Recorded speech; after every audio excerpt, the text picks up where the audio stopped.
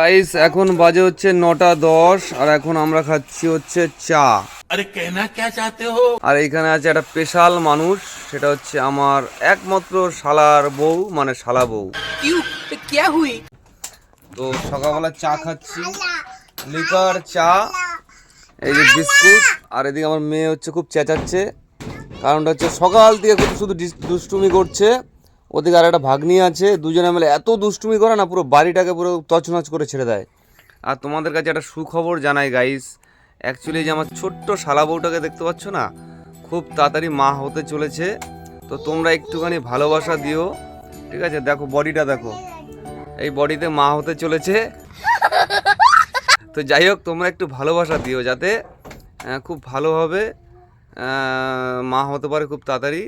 এবং এই যে আমার এক ছেলে লজ্জা পাচ্ছে একটু ক্যামেরাতে আসতে, ঠিক আছে? মানে ছেলেটা লজ্জা পাচ্ছে একটু ক্যামেরাতে আসার জন্য। দেখো হাসি, দেখো, ইস ইস, আমার ছেলে দেখো, এটা হচ্ছে আমার ছেলে।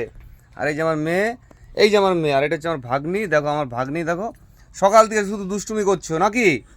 দুষ্টুমি করছো, আবার রাগ হও। কিছু বললে কিছু বলা যাবে না তোমাকে, কিচ্ছু বলা যাবে না। মামা কিছু বললেও রাগ হবে, তাই তো? দেখেছো, আস্তে আস্তে চা পড়ে যাবে, চা পড়ে যাবে, চা পড়ে যাবে। তো গাইস, তোমরা সকলে একটু ভালোবাসা দেবে আমার এই শালা বউটার জন্য, হ্যাঁ? আর কি বলবো তোমাদের গাইস, হ্যাঁ, একটু লজ্জা পাচ্ছে, দেখতেই পাচ্ছ, বুঝতেই পারছো, একটু লজ্জা পাচ্ছে। অ্যাকচুয়ালি বাচ্চা মেয়ে তো, সমঝ রে আপ, সমঝ রে, একদম বাচ্চা মেয়ে, হালকা বয়সে বিয়ে করেছে, অল্প বয়সে পেকে গেছিল।